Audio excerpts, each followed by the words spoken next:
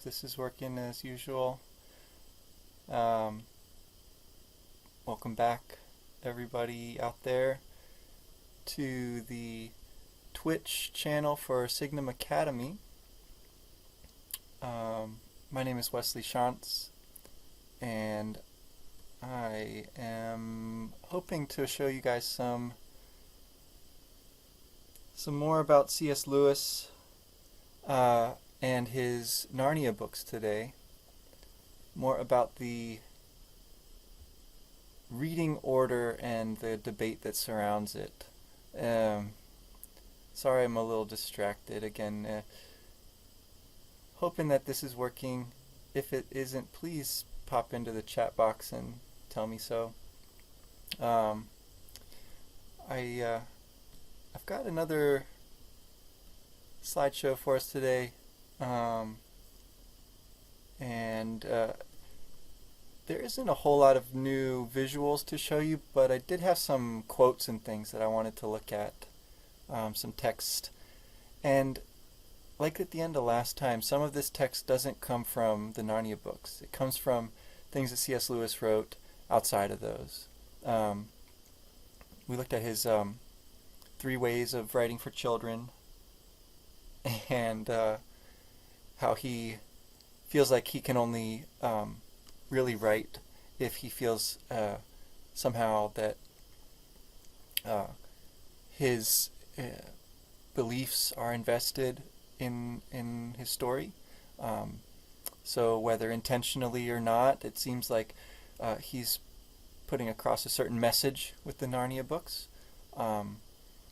And whether readers pick up on it or not doesn't seem to matter too much. Like I said, I read these books as a kid and was really not picking up on some of the religious themes, just kind of enjoyed the story. Later, I looked back at them and felt like the that subtext, that other story was too much in your face, and it made it hard for me to enjoy. I felt like the author's voice was too, I don't know, he was talking to me like I was a child or something, and so I didn't like that. But I came back around to it again in my third reading of it. I'd say now I really do appreciate what Lewis is doing by bringing in his beliefs and a fantastic story and putting them together into what I again think is really something that can't be imitated as much as other writers have tried. The Narnia books are unique and wonderful. So that's again just kind of a little recap of reading the Chronicles of Narnia and rereading the Chronicles of Narnia, which will be kind of our theme for today. I have to say, right up front here, the conclusion I've come to as I've looked at this kind of series in a few different ways is to agree with something that C.S. Lewis says in the course of his discussion of what's the right order to read these books in. He says this. He says, "Perhaps it does not matter very much in which order anyone reads them." So that, just to put it right up front here, that's the conclusion I came to as well. The important thing is to read these books. To read them, if you enjoy them the first time, awesome. Go back and read them again someday, and you'll see new things in them, like in any great book. If you don't enjoy them the first time you read them, that's okay too. Go back and read them again someday, and you'll find new things in them to interest you. Even if you don't like the books, there is something good there to wrestle with, is what I would say to people out there who don't like C.S. Lewis's books. Because I've been there. I remember what that was like, not enjoying his books. All right, we've got a comment from Rachel S.N.Y. Good evening. Yeah, good evening to you. I guess it's evening in lots of places. It's mid-afternoon where I am. It's a beautiful day, I have to say. Even with everything going on, uh, if you can get outside and enjoy the nice weather, if it's nice where you are, uh, that does wonders for my mood, I'll tell you. Today was the last day of classes at the schools where I teach here in Spokane, Washington.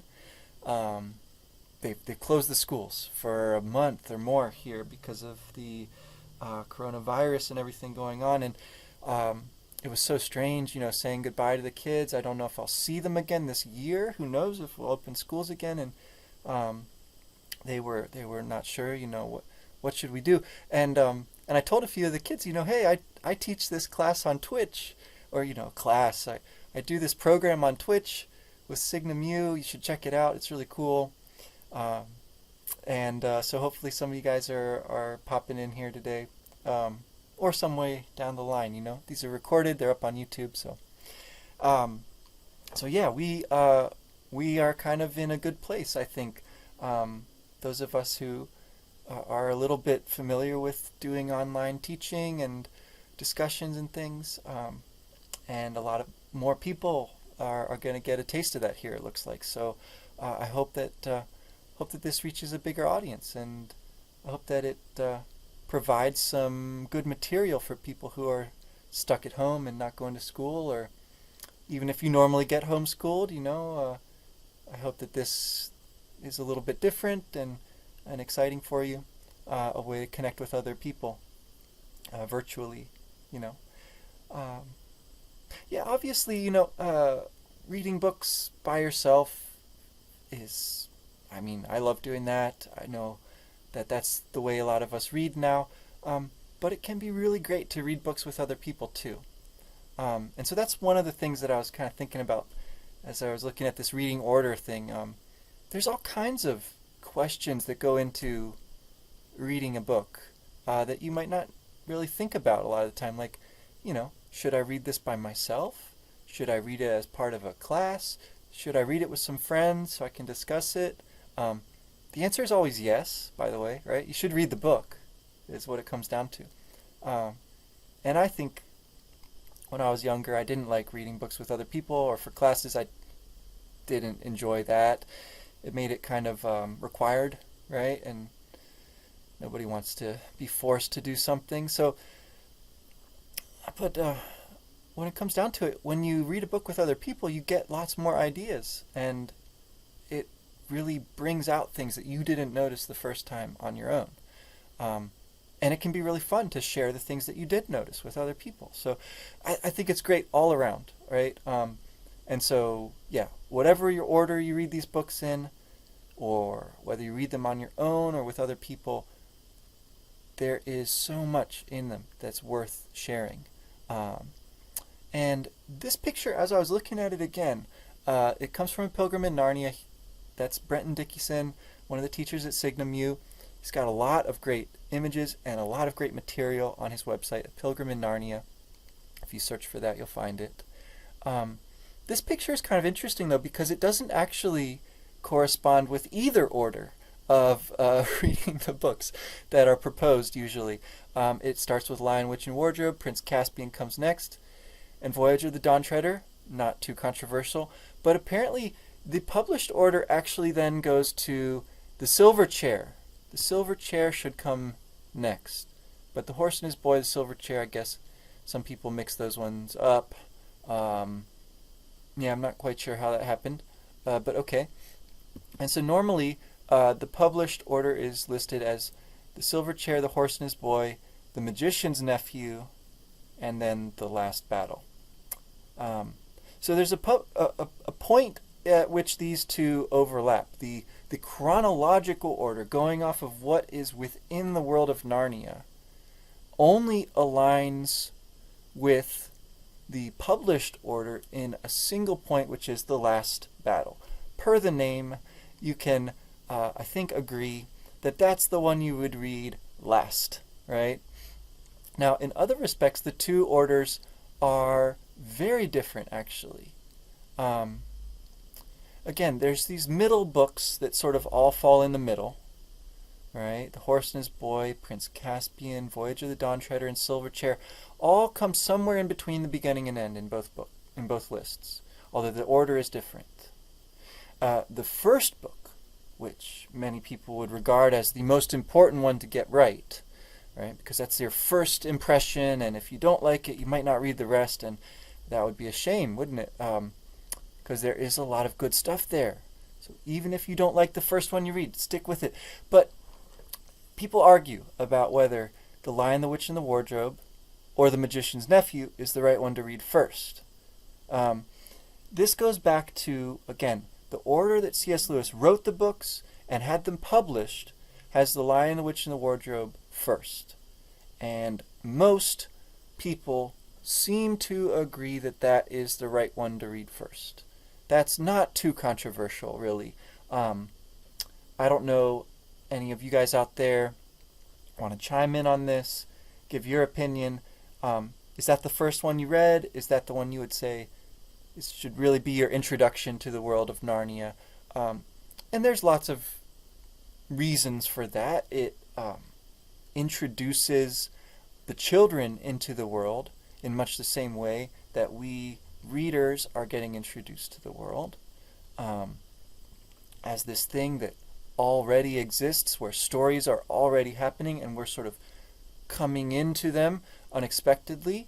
The difference with The Magician's Nephew, if you haven't read it, I'm afraid I'm going to give major spoilers here in a minute, so just get distracted by something here for a minute if you haven't read this book yet. Magician's Nephew shows us the creation of Narnia. It shows us Narnia coming into existence in the way that in the other books children come into Narnia. And that is a magical event of really kind of wonderful and unexpected events that surround it. I don't want to give away too much here, but it's pretty great. It's a wonderful book, The Magician's Nephew. People argue that it's not the one to read first, even though chronologically it's the first book in the order of events that lead up to other parts of the story. Because if there's no created Narnia, there's nothing happening there, is there? And other characters who pop in some of the other books, the uncle whose house they're staying at, and his friend, they are children at that time. And both of them come back at the very end of the last battle, too. Sorry. There's going to be some spoilers today. Thinking about the order to read these books, we got to mention at least a few of the events that take place. But the last battle, again, kind of gives it away at the title. You know kind of what you're getting into there. But yeah, certain characters do reappear in that book, too, who you might not expect. And, so Rachel pops in here. My set when I was a child was marked in chronological order by the publishers, so that's how I read them. I can see picking them up in any order, like the author suggests, though. Yeah. So C.S. Lewis writes them in the order that most people would say is the best order to read them in, just because they sort of refer back to things in other books. So The Magician's Nephew refers to things that have already been, kind of established in The Lion, the Witch, and the Wardrobe and the other books. And The Lion, the Witch, and the Wardrobe has things that act as though you've never read one of these books, right? So it suggests that it should be the first one that you read, sort of within itself. But I, like you, Rachel, I had a set that was numbered according to this chronological order. That's where this comes from, is one of the publishers, I guess, of the books later decided that it would be a good idea to number them as if you were reading it in the order of what happens in Narnia, so to speak. And so, yeah, I think honestly, I don't remember too well if I did follow that order. I probably did. I was sort of a rule follower, and so I probably started with The Magician's Nephew first. And like I said, I liked these books the first time I read them, so it didn't faze me. I don't know, maybe I didn't get as much out of them as I could have, or but yeah, I would agree too. That's why I said it right up front. Like, reading them in any order is going to be okay. But so some of the interesting kind of controversy that comes into this just has to do with really questions about who gets to make the decision, right? Is it the author's job to tell you how to read his books? It's it, or I guess is the other option here. Or is it up to somebody else? Is it up to the reader? Is it up to the publisher? Do the books themselves somehow teach you how to read them, like many great books, I think, do? I would say that we got to look at the different arguments here, and let people make up their minds for themselves what they want to go with. In a lot of cases, maybe at your library they only have one or two of the books, so that's the one you're going to read first, right? So there's other kind of factors that might come into this too, just circumstances for reading these books. Oh gosh, sorry. But if you have the option, right, and you want to think about which one should I read first, then let's listen to C.S. Lewis first. So he gets this letter from an avid reader, I guess, who is kind of asking this question, like, what order should I read the books in? And apparently, this reader is thinking about things in terms of what events happen in the big, large-scale story of Narnia. Well, C.S. Lewis picks up by saying, I think I agree with that's the chronology, the order of events, your order for reading the books, more than with your mother's, which is the published order. And again, I'm getting this from Brenton Dickinson's blog, so he has inserted those definitions there. So I'm taking his word for it. So I don't have this book of letters. But C.S. Lewis goes on. He says, the series was not planned beforehand, as your mother thinks. When I wrote The Lion, the Witch and the Wardrobe, I did not know I was going to write any more. Then I wrote Prince Caspian as a sequel, and I still didn't think there would be any more. And when I had done The Voyage of the Dawn Treader, I felt quite sure it would be the last. But I found I was wrong. So perhaps it does not matter very much in which order anyone reads them. I'm not even sure that all the others were written in the same order in which they were published. I never keep notes of that sort of thing, and never remember dates. So he's being a little bit modest there. So there's a lot to pull out of this short couple of sentences here. First of all, Lewis takes the time to answer this reader's question, which I think is really cool. He was a very famous author, even in his own lifetime, and way more now, right? Everyone has heard of these books. And so how cool would that be, to write a letter to your favorite author and then get a reply where he's really giving you some thoughtful responses to your questions? I think that's really, really cool. Nowadays, right, you could probably, tweet your favorite author or something and they would tweet back. It's a lot faster, but it's also a lot busier now. They're getting inundated, they're getting flooded with all these comments and questions all the time. So I don't know, maybe it's harder now to actually take the time to answer a specific question from a reader. But either way, right, I mean, it's really cool that he's taking the time to answer this. And his answer is kind of generous to both. He says, I agree with you, right? Read it the way you want to read it, essentially, which is the internal events. And his reason for that is, I didn't really have a big plan when I started out. I didn't know that I was going to write more than The Lion, the Witch, and the Wardrobe. And each time he wrote another book, he thought it would be the last one. So, in a way, doesn't that kind of argue against the internal chronology being that important, right? He didn't really have a sense of the big story when he started out writing. He wrote them and made them up as he was going along, we would say, right? He kind of made it up as he went. That's why stories come out sometimes. Now, with that in mind, the way to read it seems to be along with Lewis, right? Along with his discovery of what is going on in Narnia in the order that he's writing them. And he says he doesn't really remember and doesn't have a good sense of whether the order they're published is even the order that he did write them. Now again, he was a really awesome historian with a great knowledge of literature and history, and it's kind of funny then that although he can remember, tons of poems and authors and events in history, he can't remember his own story and how he got it written.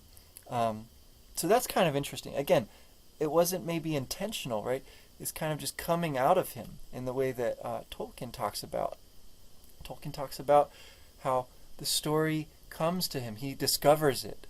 He doesn't, sit down and plan it all out so much as it flows through him. So I think, again, that is a bit of an argument for reading them in the order of events within Narnia, but maybe more of an argument for thinking about this question and making up your mind and going with your own decision. That seems to be the upshot of Lewis's advice here, right? Because he doesn't know the answer. So the official website for C.S. Lewis has a idea about this question as well. And the subheading here is the right order. Okay, so there's a right answer. Lewis scholars almost universally agree that we should disagree with what Lewis said about the order of publication. C.S. Lewis was not the kind of person to focus on himself. And though he remembered everything he ever read, almost word for word, he lacked such perfect memory toward anything he actually wrote. Okay. Signum U says, yes, down with the chronological order. You are willfully twisting my words. I've been really clear. I don't think it matters. I don't think it matters what order you read it. So yes, if that's how you feel about it, then yes, down with the chronological order. But if you really like the chronological order, then great, read it that way. That's okay too, according to Lewis, but not Lewis scholars. No, Lewis scholars agree that we should disagree with what Lewis said. Serious people who look at these books and read them really carefully would tend to say, read them in the order of publication. That's the right way to do it. Don't go with the picture here, which is the edition I had. I don't know, Rachel, if this was your set too, the one with Jewel the Unicorn, all bloody and very kind of distant looking,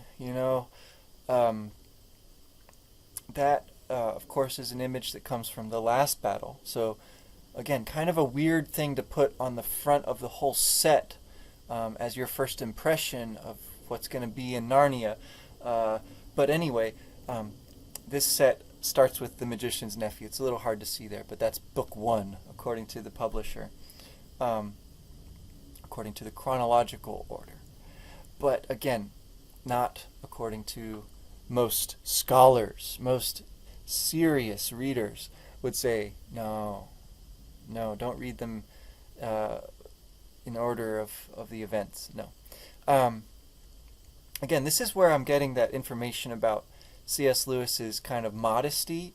And the writer of this article makes the bigger point here that that's part of Lewis's Christian persona, his beliefs, right? As a Christian, that what matters is much bigger than him and his writing, and he's just kind of pointing you towards this religious belief that he wants to share. And that a big part of that, right, the problem in terms of religion, in terms of Christianity especially, the problem is pride, right? Being too proud, being too caught up in yourself. And so modesty then would be the great kind of antidote to that, or a way to avoid it. And so to not be too proud and to not be too full of yourself, right? If you take that to an extreme, you get walked all over, right? You get your opinions get dismissed by people, and they don't care what you said. I'm not saying that's what the scholars are doing to C.S. Lewis, but I just think there's a danger in being maybe too modest, or being, pretending or looking like you're being modest when actually you're just as proud of yourself as anyone else, right? I think that's only human nature, actually. And so, and C.S. Lewis, again, is really conscious of this, that even when he's trying to sound modest, people are going to take that the wrong way and think that he's just very full of himself.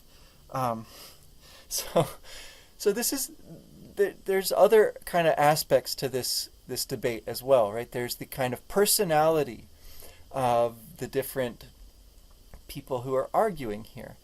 Again, I think the ideal person to be arguing here is the reader of the books. That's who really should be making this decision, I think, is the reader.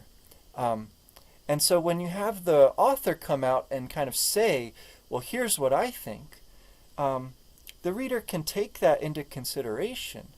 And when you have, scholars come out and say, well, here's the right answer, an official website of C.S. Lewis is telling you the right answer. Well, okay, again, readers can take that into consideration. But I don't think that the authority of the author, and those are clearly related words, right?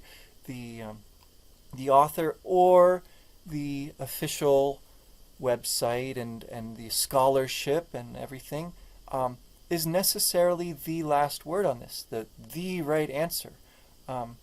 Because I think it's really important that the reader decides for themselves how they are going to read a book. This circles back around to the whole religious discussion, right? In Christianity, in lots of religions, there's a holy text. There's a text that is the right answer. And it matters a lot in that case how you read that book. If you take a book to be the right answer, that only sort of raises this other question about, well, okay, so what is it saying, right? How do we read it? How do we discuss and be respectful when other people read that book a different way and have a different take on it? And again, if you look at history, if you look at literature, you see that people really strongly disagree about the right answer, even if they agree that this book or this person or whoever is giving the right answer. So that's an issue for individuals and families and communities and countries to discuss, right? To decide for themselves. This is a major force, right, in history, is how people read things, how people read the Bible, or how people interpret what their faith or their belief is leading them or calling upon them to do about what they believe. So that's, again, I want to be respectful of people's beliefs here and just say that for me, the right answer when you ask these kind of questions is look at the different opinions give them uh, a fair chance to say what they think, and then you have to make up your mind. Um, Again, that in itself, that might be a controversial answer to this problem. But we've gone pretty far away from Narnia at this point, haven't we? It's the kind of question that the books raise, though. They're clearly dealing with these kinds of questions, and readers have to consider them. Now, again, when I look at this debate, I'm trying to take in different opinions, and so there's not just the two options here. Actually, the published order is one option. The internal chronology of Narnia is another option. But maybe there's another way, and this again comes from Bretton Dickinson, the great teacher of C.S. Lewis's books, and he's got a great blog, A Pilgrim in Narnia. And if you like these kind of things, you should definitely check out his blog. And he cites lots of other people too. He's engaged with other writers and scholars and whatnot. So that's a good place to start, I would say. And he'll point you in the right direction here. So what he says about this is, the best way to read Narnia is to reread Narnia. Okay, so that's a little more concrete maybe than saying, it's up to you. Read it however you want, because maybe it sounds like that's what I'm saying. I want to say, no, I agree with C.S. Lewis to an extent. It doesn't matter too much how you read it. I agree with his other argument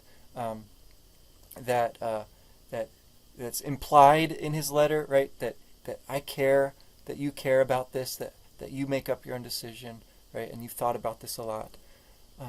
And I agree with what Brenton Dickinson says here, that the best way to read a great book, and in this case we're talking about Narnia, but it could be any great book, any book that has that kind of importance and that power to teach you new things every time you look at it, right? The best way to read those books is to read them and then read them again. And then read them a third time if it takes that much to get it, and to feel like you appreciate what is going on and how the author is thinking and how their story is coming all together, right? Because it might not be that clear the first time. And for Lewis himself, the first book he wrote, the first Narnia book he wrote, it wasn't yet clear to him how big this story was, right? So he had to write another story for people to read. And I think that as you approach reading the Narnia books, it's a great idea to reread the one that comes before, in case you forgot some stuff that happened, right? You want to have it fresh in your mind. So before you go to Prince Caspian, read The Lion, the Witch, and the Wardrobe again, right? Or maybe before you go to The Lion, the Witch, and the Wardrobe again, you might want to read all the way through the series, and so that you have the big picture in your mind. And then you can read The Lion, the Witch, and the Wardrobe again and see more of what's going on there, right? Maybe even see more than what Lewis even consciously was aware is going on in that book, which is an interesting thing to think about, right? Maybe the author doesn't really know their story best. In some sense they do, right? Because they wrote it. But in some sense, maybe the story itself contains more than what the author expected or intended to put there. That's kind of a cool idea, right? So the way that Professor Dickinson talks about it is, yeah, you should probably read them the way they were published your first time reading them. Because that, again, you'll get, I think, brought into the story in a better way if you start with Lion, Witch, and the Wardrobe first, and then go to Prince Caspian. And then a while later, you can kind of circle back to the prequel, right, The Magician's Nephew, and appreciate more of what's going on in that sixth book, right? the way that this picture has it, just to go back to that problem with the other picture of the books in the series, right? This is the right order. And if you think about the way these books kind of fit together, an argument that they make on the official website is the first four are all kind of a quest. The children are going on, and with them other creatures, of course, right? Other Narnians are also going on a quest. But they all have this kind of parallel and this kind of shape to the story, right? Of the classic, you're called to this adventure. You go on the adventure even if you don't fully understand it first. You learn some things. You gain some abilities. You meet some other people, and you develop these great relationships. You have some low points, right? In some cases, some really low points. But then you reach the crisis. You overcome the great enemy or the great obstacle, whatever it might be, and everything is restored and a happily ever after kind of thing, or at least until the next big story comes around, right? And you take that, what you've learned, you take it back to kind of where you started, and you see things in a new light, right? That's the kind of the quest in a nutshell, and you see that in each of the four books in different ways, and so those ones are great to read kind of as a set, right? And again, you'll see more things in each one after you've read them all. But the author of that article argues that The Horse and His Boy and The Magician's Nephew really do something a little different.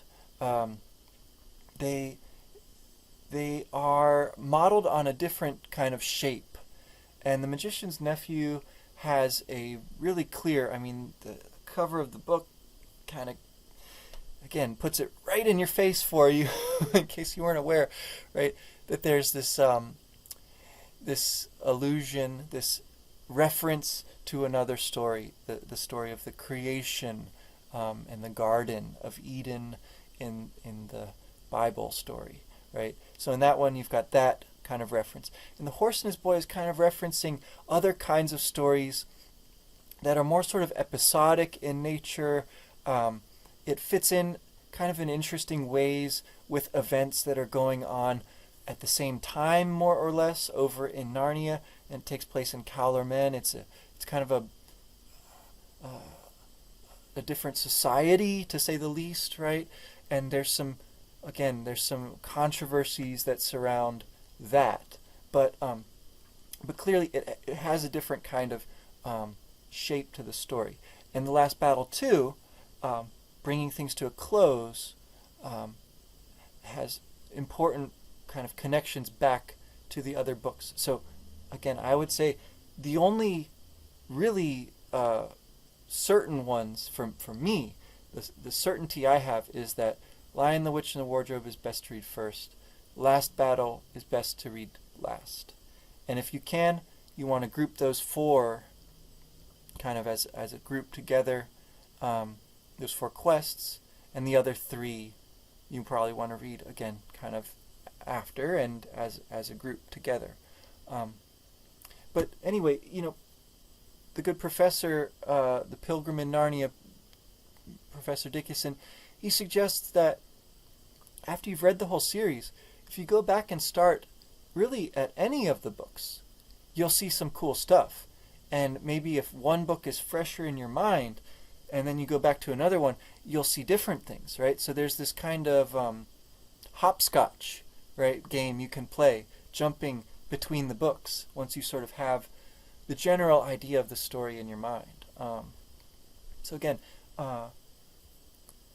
when I read them this last time, I started with The Lion, the Witch, and the Wardrobe, went to Prince Caspian next, but I'm pretty sure that I couldn't find The Voyage of the Dawn Treader right away. So I think I read Horse and His Boy after that. And it was, there's this kind of prince idea, right? The rightful ruler that we talked about a little last time. And that comes out in a kind of a cool way in The Horse and His Boy too. Whereas The Voyage of the Dawn Treader, I think, again, probably my favorite of the books, the one I enjoy reading the most, and rereading. Um, and so you know, I thought that after the kind of adventure in The Horse and His Boy, the one that you see in the Dawn Treader, with, Eustace. Oh man, Eustace. Is kind of cool, right? He's a very different. He's by no means like a princely or even a particularly likable character in that book. But you see him grow a lot, and so if you go from Dawn Treader to the Silver Chair, you see a very different Eustace in that book. So those are just some, without giving away, too many details of the stories. Just some thoughts about ways you can play this hopscotch game. And just again to say, I agree. The best way to read books like this is to read them again and again. When you are done, when you're done reading the third or fourth time, maybe you're ready to kind of look at some of these other controversies that surround C.S. Lewis. He loved arguing, it seems like. He was really good at it too. The way that he talks about it is as I don't know, I guess it's his job, right? I mean, he's a scholar and a great reader. He has this kind of enormous recall of things that he's read, and so this is just a day at work for him, is to take a poem or a story and break it down and analyze it. Some of the great poetry in the English language, Lewis has written pieces on that are extremely influential. Just one example would be Paradise Lost. I think I probably mentioned this last time because it's one of my favorite books. He has a wonderful introduction to Paradise Lost. Again, I don't know if I would recommend that you read it before reading the poem. Although it's an introduction, I think it's probably more valuable to read it after you know the poem a little bit firsthand, right? And reading great books is like that. You've got to read them and then read the stuff that people have written about them. Although, if the book is super difficult, if you're having trouble getting into it, understanding it, then maybe you want to look at somebody has posted a video or something, say, trying to give a little bit of a lesson about the book to help you understand it. Okay, maybe. But I really think that the reader is the one who's responsible to make up their mind about the book. And the best introduction to a book is probably the book itself, I guess I would say. And then later you can go and see what other people have said about the story. So again, hopefully these spoilers I'm giving are not spoilers for you. Hopefully you've read all these books. If you're still listening to this point, I would assume you have. Okay, so I'm going to get into a tiny little bit more technical details here, and one kind of major spoiler for the end of the series. So if you haven't read the whole series yet, maybe just hit pause here, go do something else, and watch the video from this point once you've read it. Because I think, for me, there's some extremely interesting arguments about the Chronicles of Narnia.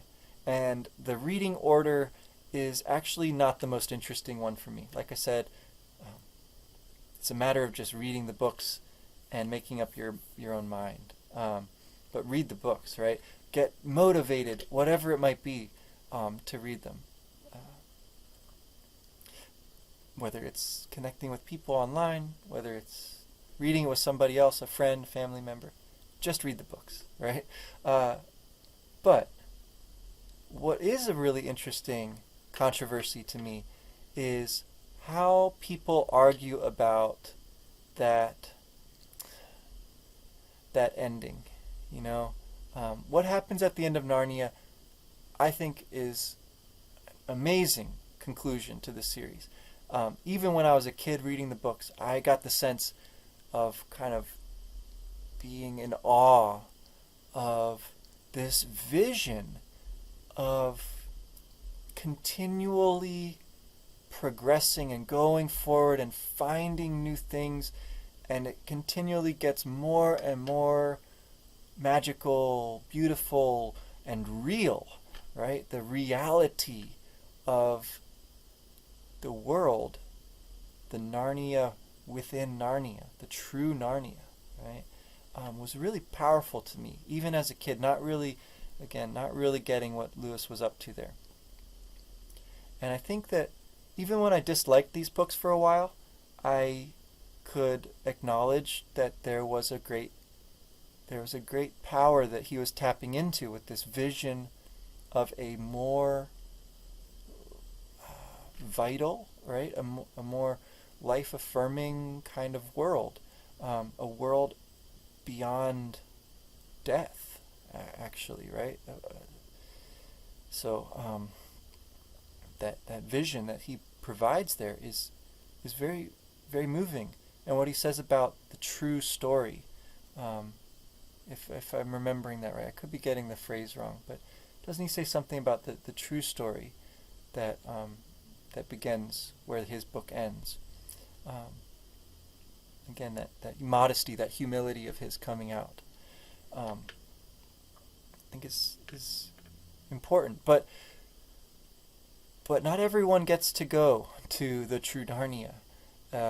In Lewis's version of the story, if you kind of map that onto Christianity, he's one who believes that not everyone is going to be saved, or not everyone is necessarily going to let themselves be saved, might be a way to say it. And he puts this into other books of his too. The Great Divorce, which is a cool vision of what the soul might experience after death, right? Really cool, really interesting. And he has a similar point there, right? That the only people who aren't going to be saved are the ones who won't let themselves be. And the way that this comes out in the Narnia books at the end of the last battle, here it is. Susan is not with the other children. The way Jill puts it is probably the key phrase here that people pick up on. "Oh, Susan," said Jill. "She's interested in nothing nowadays except nylons and lipstick and invitations. She always was a jolly sight too keen on being grown up." And then arguably what Polly says next is really important too, maybe more important, that the idea of being grown up that Susan has is a misunderstanding on her part, right? She's kind of missed the point. And so, people, I guess readers are free to interpret this in different ways. Some people argue, maybe Susan will come around. She'll figure out what really being grown up is about, and she'll acknowledge the truth of what she believed when she was younger, and she'll be able to come to the true Narnia eventually.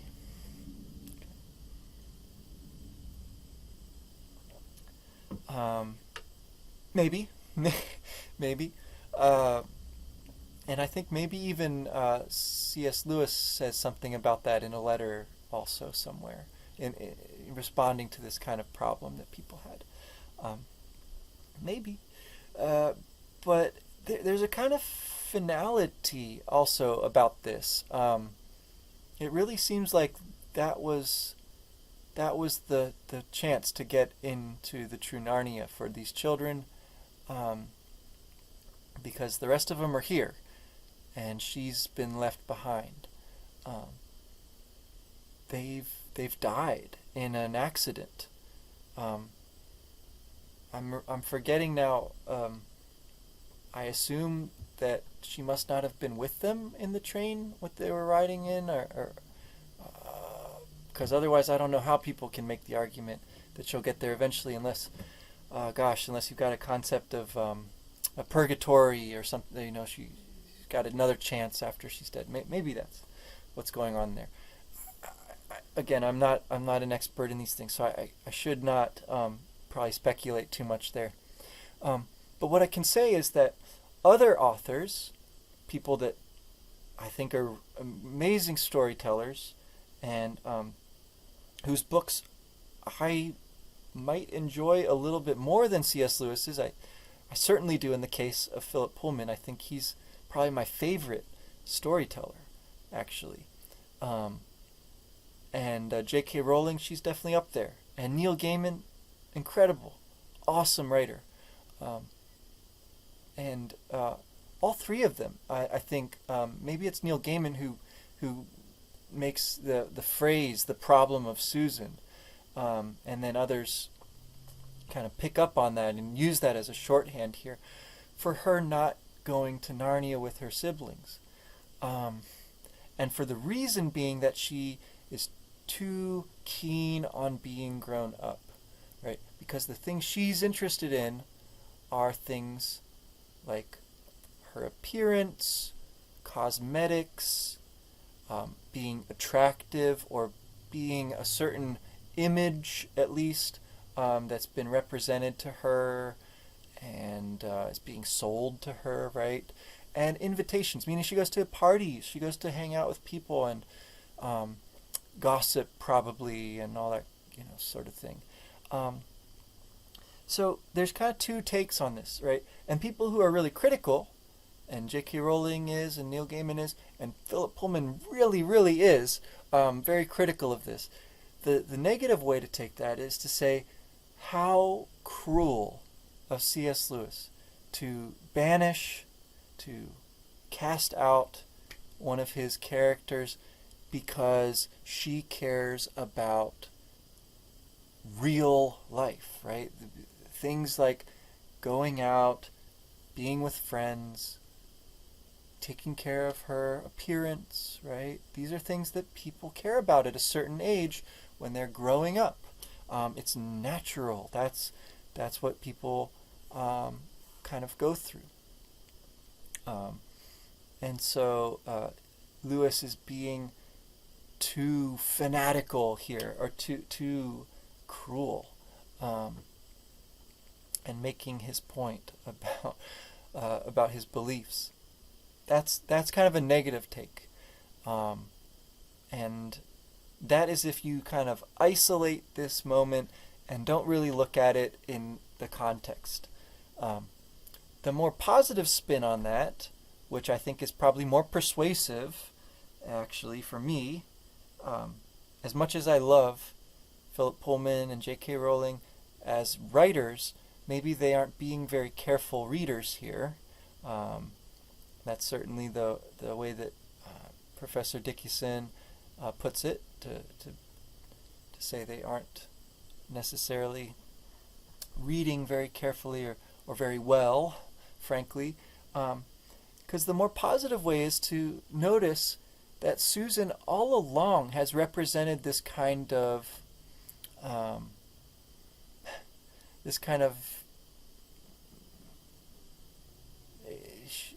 she's always wanted to be more grown up than the other kids, and she is one of the last to believe Lucy, both in the first book and in the sequel, in Prince Caspian. When Lucy sees Aslan again, she doesn't believe at first, right? And so in this way, it's not that she's been banished, that she's never going to make it, but that she is representing for us a certain attitude, which is, again, misguided in Lewis's opinion, a certain attitude about what maturity and being grown up and responsible looks like.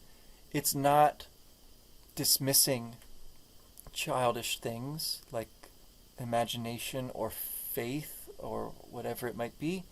It's not dismissing stories and your memories of believing in those stories, right? And it's certainly not getting caught up in all the outward appearance of being grown up. But it's a matter of being true to yourself. Perhaps when she forgives and is forgiven, right, we see an image of what her eventual return to Narnia might look like. Because Aslan, the Christ figure, does forgive the children who didn't believe at first when he came back, and when they came back, right? So that concept of knowing that you made a mistake, that you fallen short, missed the mark, have sinned, in short, and repenting, saying sorry, being forgiven, that is kind of the more important piece that we see with other characters too.